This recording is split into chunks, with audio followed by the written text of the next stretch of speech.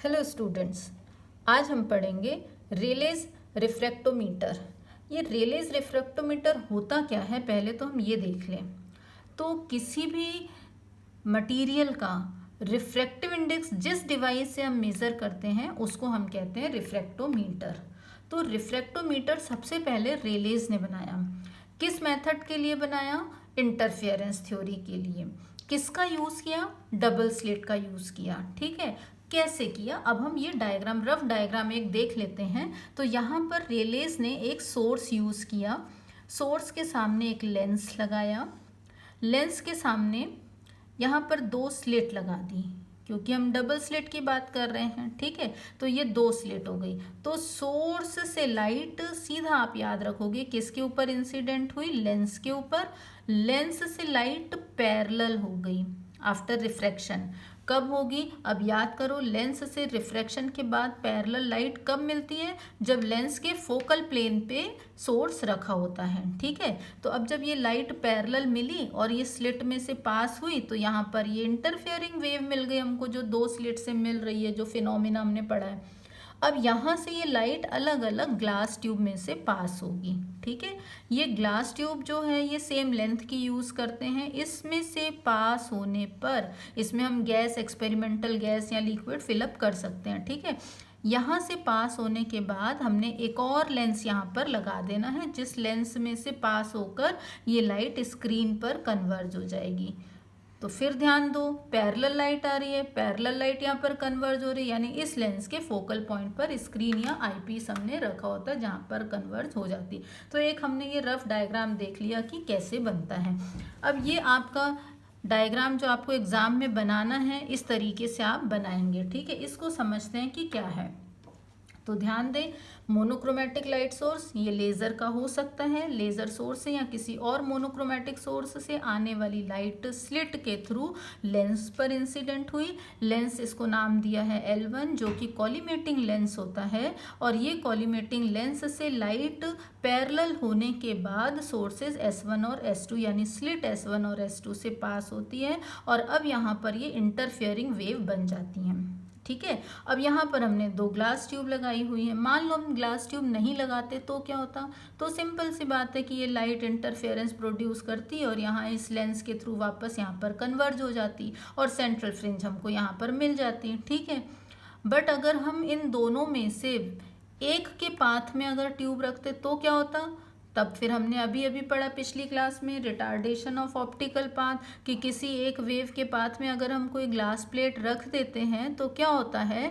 Fringe pattern पूरा का पूरा जिस वेव के पाथ में प्लेट रखी है उस साइड डिस्प्लेस्ड हो जाता है। ठीक है, तो अगर एक ट्यूब लगाते तो फिर डिस्प्लेसमेंट हो जाता। तो हमने क्या किया? सेम मटेरियल और सेम लेंथ की एक और ट्यूब हमने दूसरी स्लिट के सामने भी लगा दी। अब दोनों स्लिट के सामने जो वेव निकल रही है यहाँ से, उसके सामने हमने क्या रखा हुआ है? ट्यूब ए और B, same material same length, इसलिए अगेन हमको सेंट्रल फ्रिंज कहाँ पर मिलेगी? आई पीस के यहाँ पर फोकल पॉइंट पर ही मिलने वाली है, लेंस L2 के। क्लियर हो गया? अब क्या करें?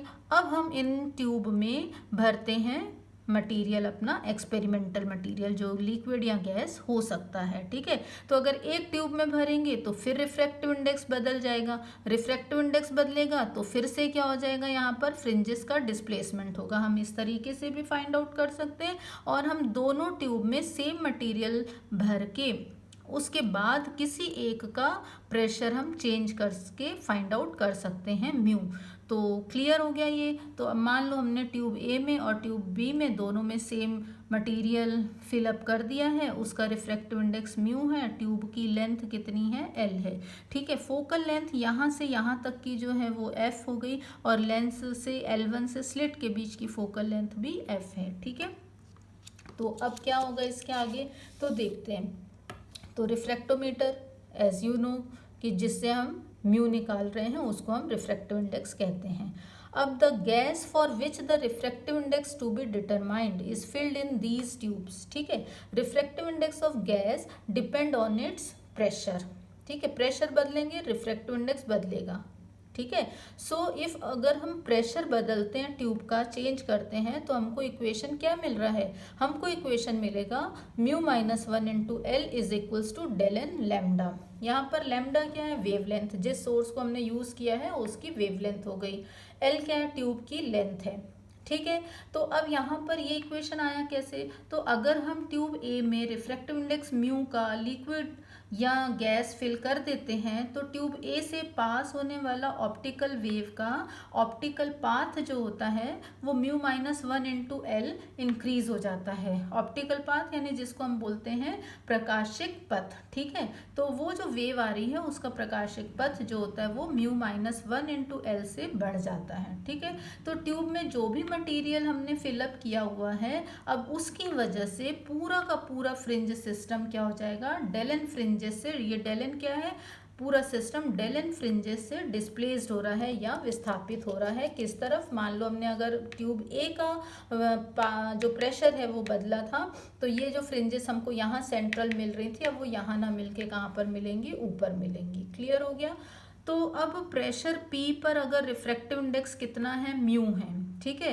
तो म्यू माइनस 1 यानी कि change in pressure, change in refractive index pressure के प्रोपोर्शनल होगा। तो म्यू माइनस 1 किसके इक्वल हो जाएगा, K इंटू पी के इक्वल हो जाएगा, ठीक है। ये हमको इक्वेशन 2 मिल गया। तो अगर प्रेशर में चेंज डेल पी है तो रिफ्रैक्टिव इंडेक्स में चेंज कितना होगा, डेल म्यू। तो पाथ डिफरेंस कितना हो जाएगा, L del mu is equals to N lambda. ये वो जो दोनों वेव उनके बीच में L del mu path difference introduce हो रहा है, ठीक है। और इस समय पर एन फ्रिंजेस जो होती हैं वो डिस्प्लेस्ड हो जाती हैं, विस्थापित हो जाती हैं, इतना पाथ डिफरेंस आने पर। कोई डाउट, इससे हमने डेल म्यू निकाल लिया, एन लेमडा बाय एल, ठीक है। तो अगर प्रेशर में जो चेंज किया वो डेल पी है और रिफ्रैक्टिव इंडेक्स में चेंज जो हो रहा है वो डेल म्यू है, तो ये डेल म्यू किसके इक्वल हो जाएगा, के इंटू डेल पी के, क्योंकि ये दोनों एक दूसरे के प्रोपोर्शनल हो गए। अगर ये प्रोपोर्शनल है तो ये साइन आ गया के, तो के की वैल्यू हो गई del mu by del P, ठीक है। अब ये इक्वेशन 5 और ये इक्वेशन 2, इन दोनों की हेल्प से हम म्यू निकाल सकते हैं। तो म्यू इज इक्वल्स टू इस इक्वेशन से क्या हो जाएगा, 1 प्लस के पी। तो अब हमने k की वैल्यू यहाँ पर सब्सटीट्यूट कर देनी, तो म्यू क्या मिल जाएगा, mu is equals to 1 plus P del mu by del P. तो इस तरीके से हम क्या कर सकते हैं, म्यू को कैलकुलेट कर सकते हैं। इसकी हेल्प से हम रिफ्रैक्टिव इंडेक्स में अगर थोड़ा सा चेंज भी होता है तो वो हम डिफरेंस जो है, चेंज इन डिफरेंस, वो भी हम क्या कर सकते हैं, निकाल सकते हैं। क्लियर हो गया। ओके, थैंक यू बेटा।